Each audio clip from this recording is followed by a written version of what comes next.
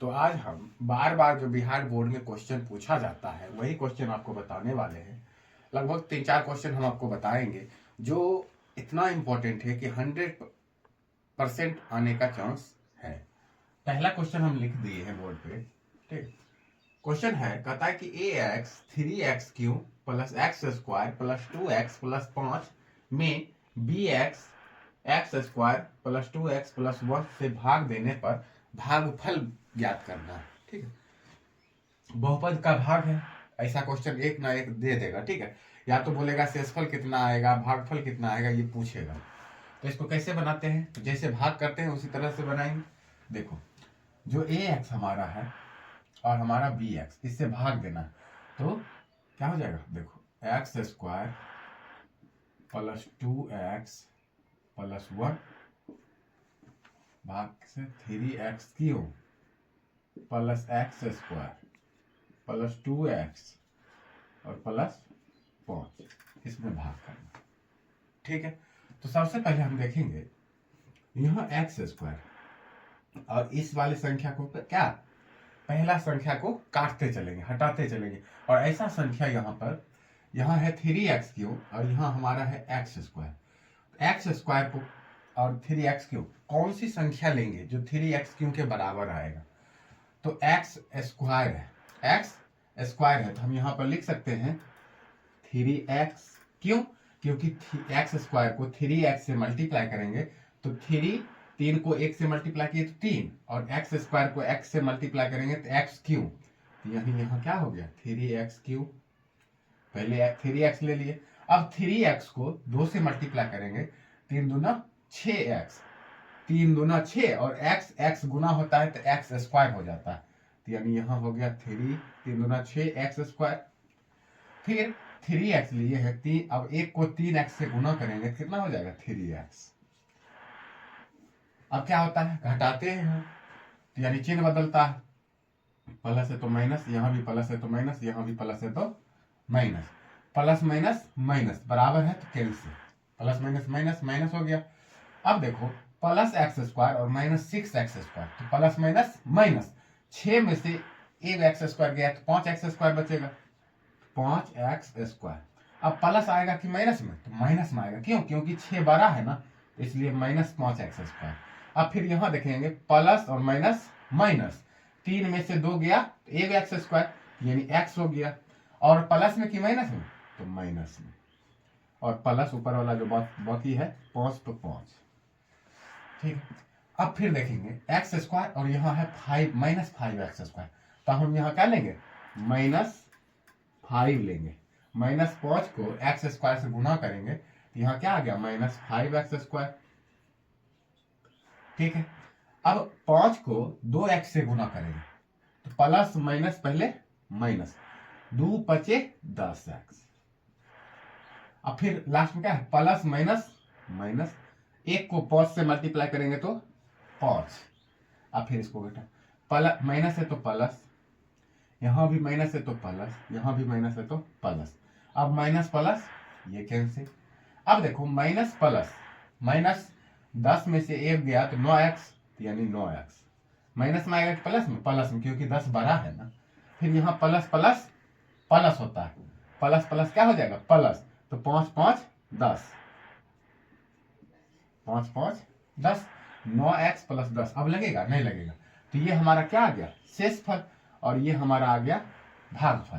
तो हम लिखेंगे 9x प्लस 10, ये हमारा निकल गया शेषफल, और ये हमारा आ गया भागफल। तो क्या कहता था निकालने के लिए भागफल ना, तो लिखेंगे भागफल बराबर 3x माइनस 5 और शेषफल बराबर 9x प्लस 10, ये दोनों निकल गया, बस यही कहता था। अब अगला क्वेश्चन हम आपको बताते हैं। दूसरा क्वेश्चन हम आपको बताते हैं, कहता है कि अभाज्य गुणनखंड द्वारा 24 और 36 का मौसा तथा लौसा ज्ञात करना, अभाज्य गुणनखंड द्वारा। तो देखो लिखेंगे हल दिया है क्या दिया है 24 और 36 ना, 24 और 36 का क्या करता है, अभाज्य गुणनखंड द्वारा मौसो और लॉसो यानी HCF और LCM ज्ञात करना है। तो 24 का अभाज्य गुणनखंड करेंगे और 36 का अभाज्य गुणनखंड, तो 2 बार में लगेगा 12 दूना 24, फिर ये 2 बार में 6 दूना 12, फिर से 2 बार में लगेगा 3 दूना 6, अब 3 बार में 1, यानी क्या आ गया, 24 का आ गया 24 बराबर 2 गुने 2 गुने 2 गुने 3, ठीक। फिर 36 का 2 बार में 18 दूना 36, फिर से 2 बार में 9 दूना 18, फिर 3 बार में लगेगा 3 तिया 9, फिर से 3 बार में 3 एकम 3। अब 36 का कितना आ गया, 2 गुने 2 गुने 3 गुने 3। अब देखेंगे 24 और 36 का मौसम कहता है ना HCF। अब ये दोनों में क्या, तो यहाँ 2 यहाँ भी 2 है, इसको हम सीधा लिख देते हैं, ठीक है, यहीं पर लिख देते हैं 2 गुने 2 गुने 3 गुने 3। अब देखो 1 2 बाहर आ गया, यहां से भी 1 2 बाहर आ गया, और यहां से 1 3 बाहर आ गया, जोड़ा जोड़ा लगता है, ठीक है।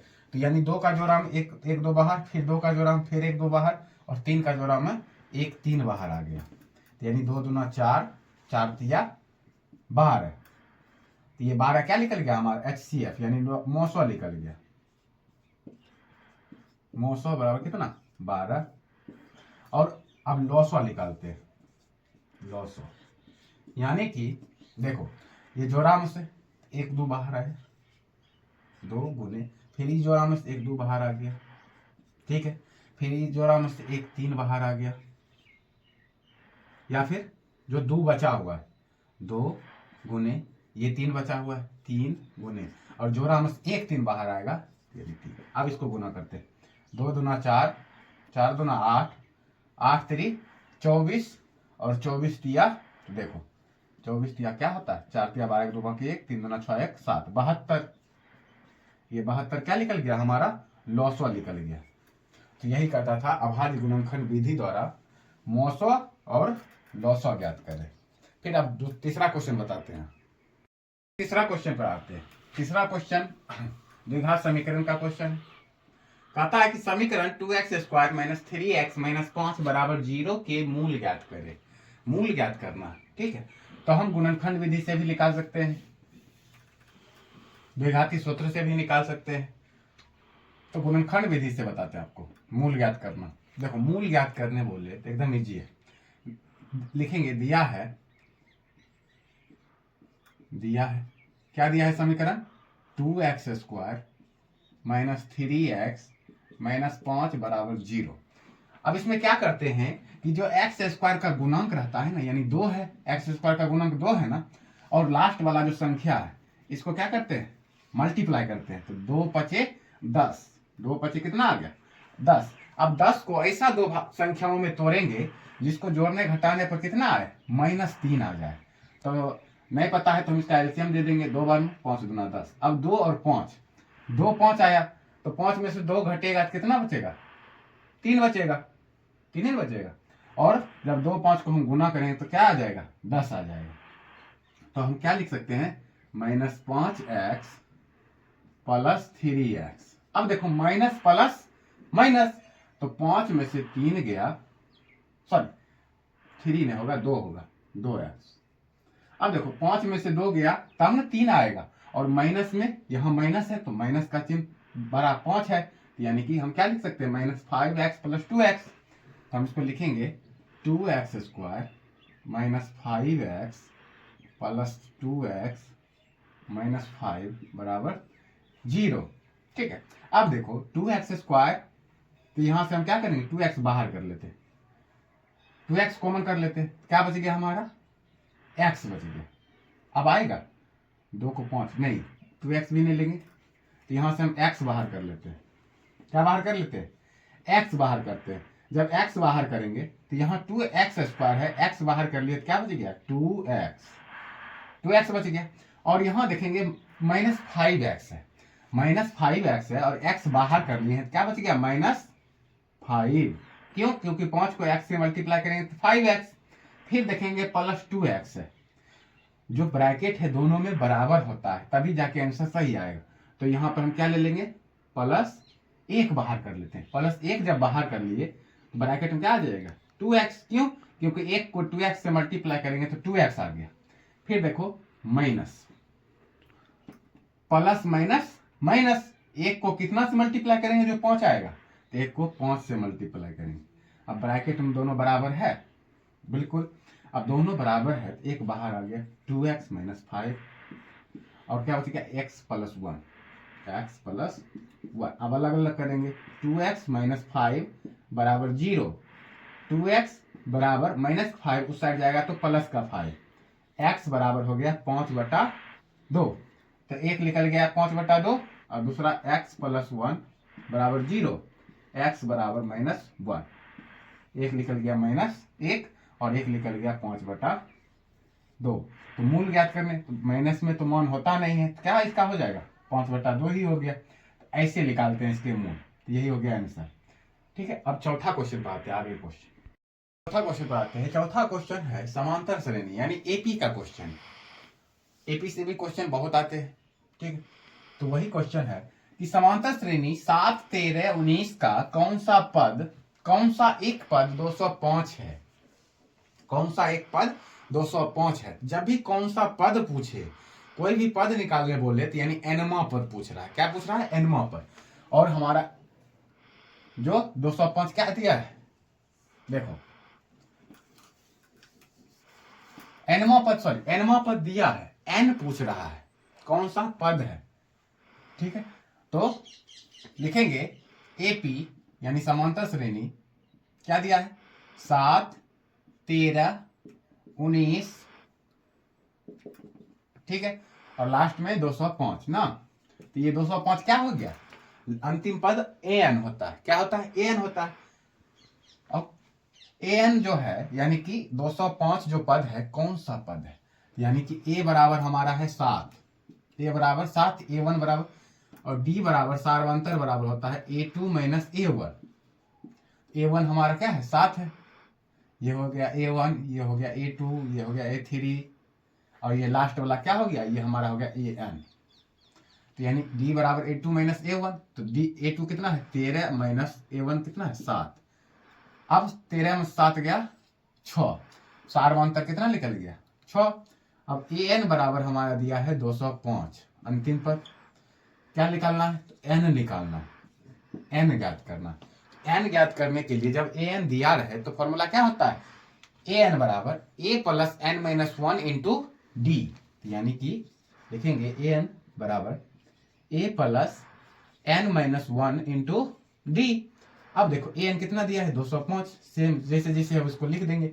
A का मान हमारा है 7 प्लस N ने दिया है निकालना है तो N - 1 और D का वैल्यू कितना निकला है 6।